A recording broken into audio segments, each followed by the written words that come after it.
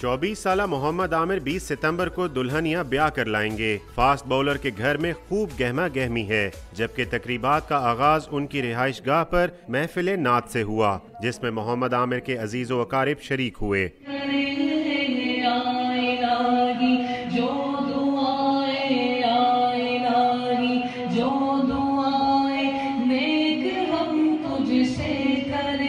कौमी क्रिकेटर के आशियाने को बरकी कुमकुमों से सजा दिया गया है। फास्ट बॉलर की मेहंदी पीर को बेदियां रोड पर वाक़े फार्म हाउस में होगी, जबकि बारात 20 और वलीमा 21 सितंबर को DHA में होगा। शादी के बंधन में बंधने के फौरन बाद वो 22 सितंबर को कौमी टीम को ज्वाइन कर लेंगे। कैमरामैन तारिक महमूद के साथ उमर फारूक, डॉन न्यूज़, लाहौर।